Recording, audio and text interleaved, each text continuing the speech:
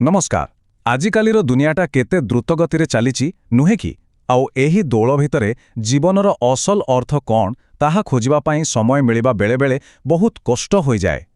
ତେବେ ଆଜି ଆମେ ଏମିତି ଏକ ବିଷୟରେ କଥା ହେବା ଯାହା ହୁଏତ ଆମକୁ ସେହି ଗଭୀର ଅର୍ଥର ବାଟ ଦେଖାଇପାରେ। ଆସନ୍ତୁ ଟିକେ ନିଜକୁ ପଚାରିବା, ଆମ ପାଖରେ ଭଲ ଚାକିରି, ପରିବାର, ଆରାମ ସବୁକିଛି ଥାଇ ବି ମନ ଭିତରେ କାହିଁକି ଗୋଟେ ଅଜଣା ଅଶାନ୍ତି ରହିଯାଏ? ଏମିତି ଅନୁଭବ ପ୍ରାୟ ସମସ୍ତଙ୍କର ହୁଏ, କିନ୍ତୁ ପ୍ରଶ୍ନ ହେଉଛି ଏହାର ସମାଧାନ କ'ଣ? ଆଉ ହୁଏତ ଏହାର ଉତ୍ତର ଗୋଟିଏ ଶବ୍ଦ ଭିତରେ ହିଁ ଲୁଚି ରହିଛି, ସତନାମ। କିନ୍ତୁ ଏହା କେବଳ ଗୋଟିଏ ଶବ୍ଦ ନୁହେଁ, ଏହା ପଛରେ ଏକ ବହୁତ ବଡ଼ ଦର୍ଶନ ଆଉ ଏକ ଶକ୍ତିଶାଳୀ ସାଧନା ରହିଛି।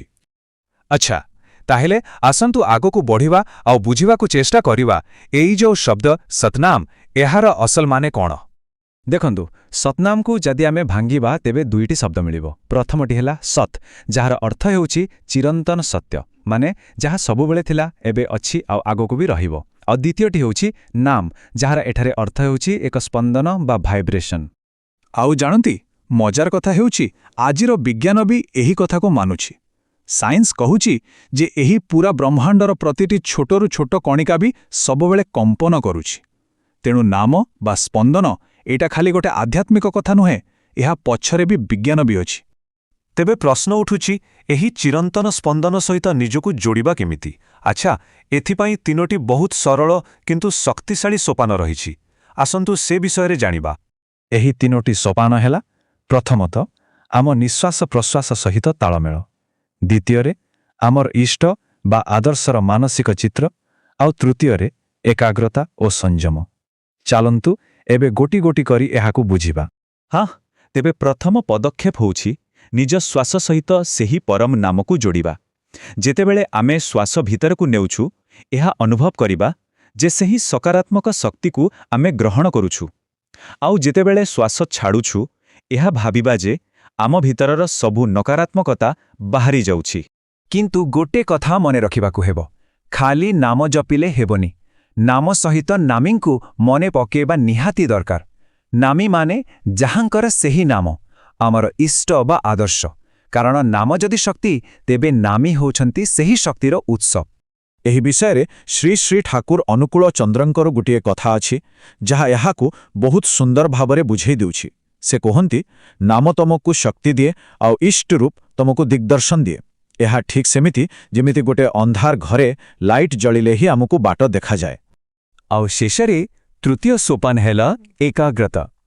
ଆମ ମନଟା ତ ସବୁବେଳେ ମାଙ୍କଡ଼ ପରି ଏଡ଼ାରୁ ସେଡ଼ାଳକୁ ଡିଆ ମାରୁଥାଏ, କିନ୍ତୁ ନାମକୁ ବାରମ୍ବାର ମନେ ପକାଇବା ଦ୍ୱାରା ଏହି ଚଞ୍ଚଳ ମନ ଧୀରେ ଧୀରେ ଗୋଟିଏ ଜାଗାରେ ସ୍ଥିର ହେବାକୁ ଲାଗେ।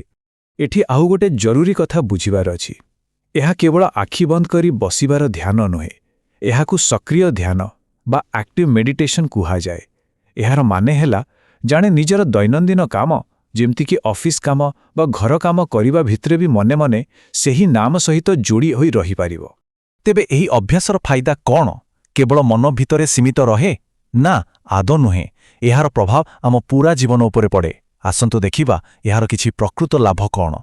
ଏହାକୁ ନିୟମିତ ଅଭ୍ୟାସ କଲେ ପ୍ରଥମେ ତ ମାନସିକ ଚାପ ବା ଷ୍ଟ୍ରେସ୍ ବହୁତ କମିଯାଏ। ନିଜ ଉପରେ ଭରସା ବଢ଼େ, ମନଟା ସବୁ ପରିସ୍ଥିତିରେ ଶାନ୍ତ ଆଉ ସ୍ଥିର ରହେ। ଆଉ ଏସବୁ ମିଶି ଶେଷରେ ଜୀବନକୁ ଆହୁରି ସୁନ୍ଦର ଆଉ ଅର୍ଥପୂର୍ଣ୍ଣ କରିଦିଏ।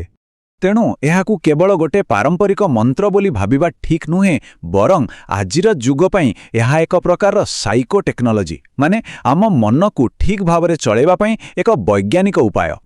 ତେବେ ଆମେ ଆଲୋଚନାର ଶେଷ ପର୍ଯ୍ୟାୟରେ ପହଞ୍ଚିଗଲେଣି।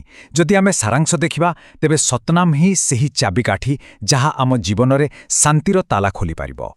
ଗୋଟେ ଭଉଁରୀକୁ ଭାବନ୍ତୁ, ଯେପର୍ଯ୍ୟନ୍ତ ତାର ଗୋଟେ କେନ୍ଦ୍ର ଥାଏ ସେ ବୁଲୁଥାଏ, କେନ୍ଦ୍ର ହଲିଗଲେ ସେ ପଡ଼ିଯାଏ। ଠିକ୍ ସେମିତି ଯେଉଁ ଜୀବନରେ କୌଣସି କେନ୍ଦ୍ର ବା ଏକ ମଜବୁତ ଆଦର୍ଶ ନଥାଏ, ସେହି ଜୀବନ ବିଶୃଙ୍ଖଳିତ ହେବା ସ୍ୱାଭାବିକ। ତେବେ ଏହିଠାରେ ଏକ ପ୍ରଶ୍ନ ଆସୁଛି, ଯାହା ସହ ଆମେ ଏହି ଆଲୋଚନାକୁ ଶେଷ କରିବା।